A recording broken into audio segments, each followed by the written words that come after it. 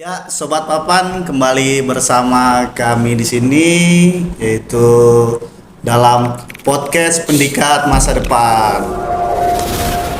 Kali ini kita akan membawakan topik mengenai kesetaraan gender. Jadi kita tahu bahwa banyak kasus atau sesuatu yang terjadi baik di dunia maupun di Indonesia tempat negara kita saat ini mengenai kesetaraan gender. Jadi keterlibatan atau sesuatu hal yang dipengaruhi oleh gender-gender tertentu.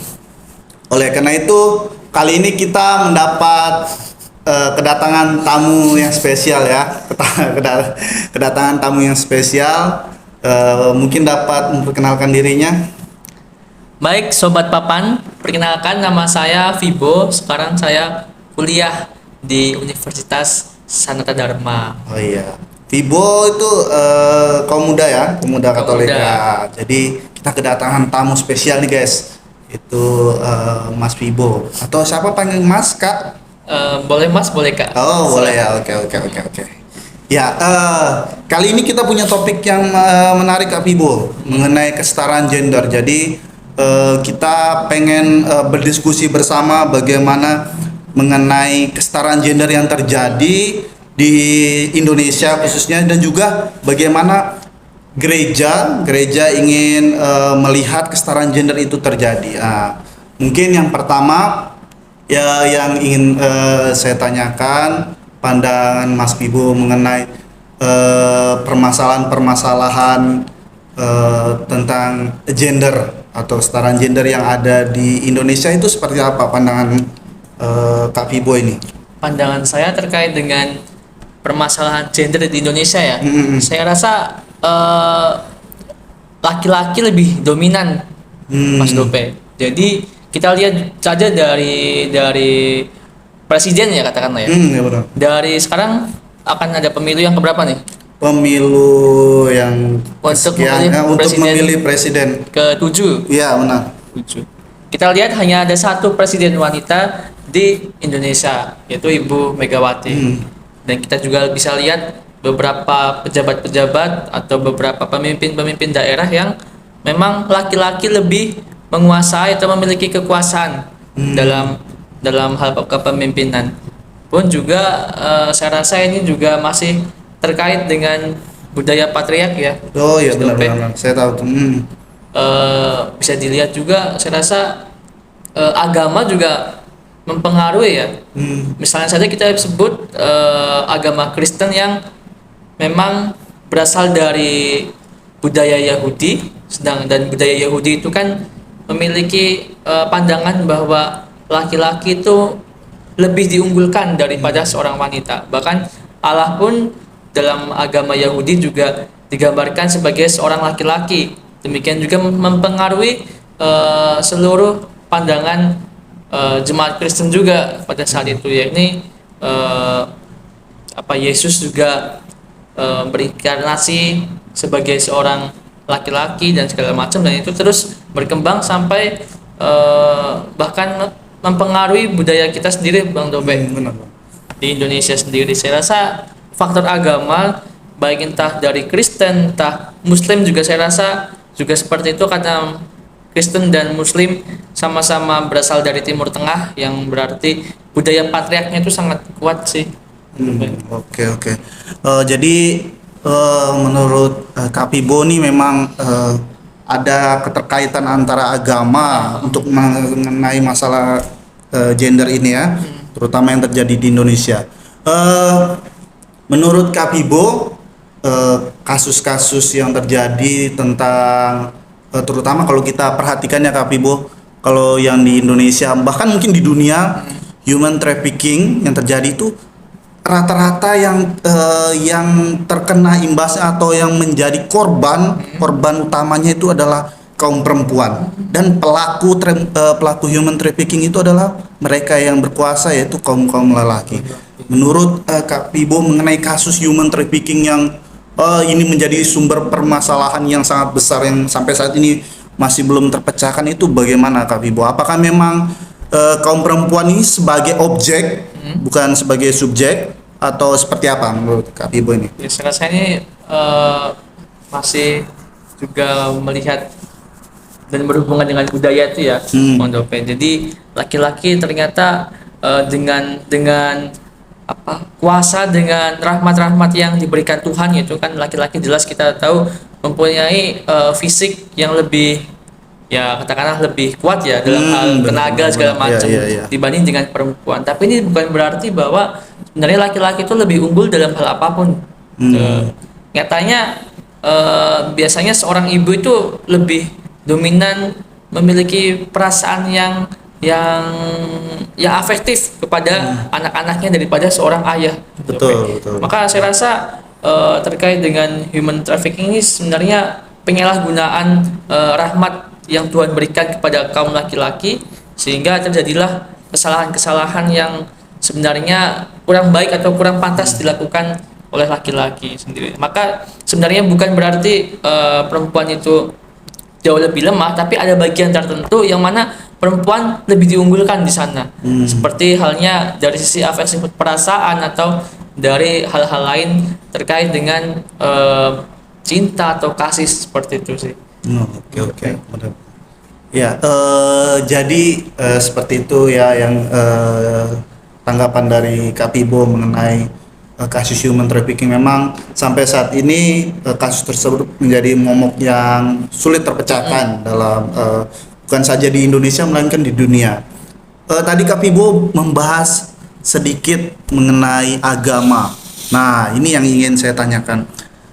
Bagaimana pandangan gereja mengenai kesetaraan gender? Kan kita tahu bahwa kalau di gereja itu terkhusus gereja Katolik yang kita imani saat ini, bahwa yang menjadi imam itu hanya seorang laki-laki, tidak bisa menjadi imam itu tidak bisa seorang perempuan. Bagaimana pandangan Kak Pibo mengenai hal ini?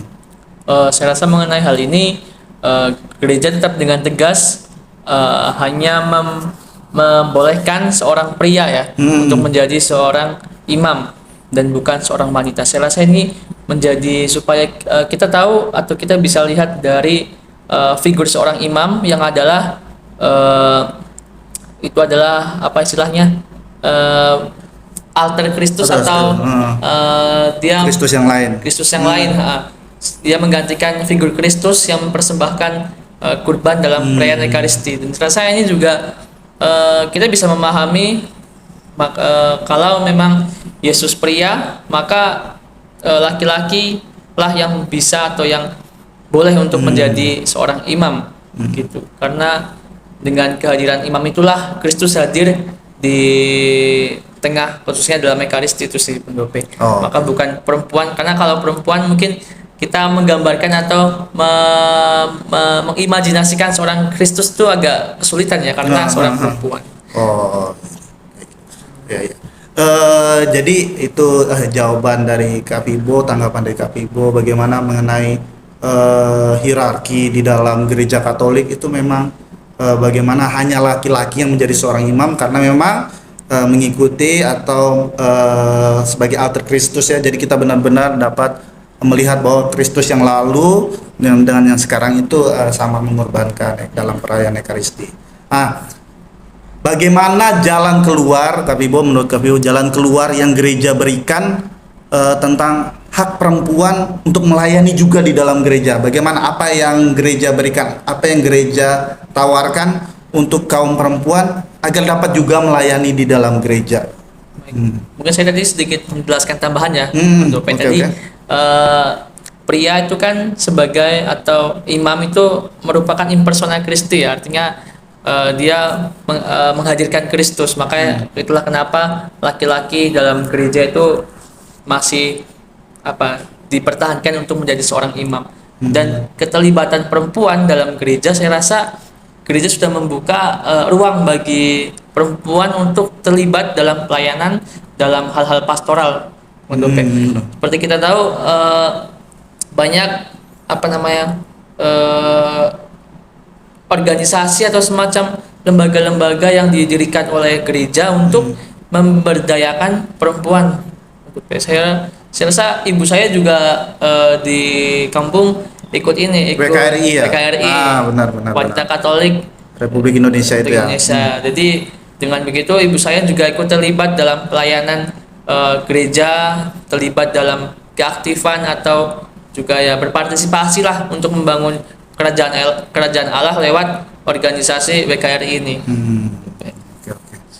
Ya, begitu ya teman-teman atau sobat papan, bahwa memang gereja sudah membuka ruang, membuka kesempatan dan membuka diri seluas-luasnya, selebar-lebarnya, bukan hanya kaum pria yang dapat melayani gereja, tapi kaum wanita juga dapat melayani dalam gereja.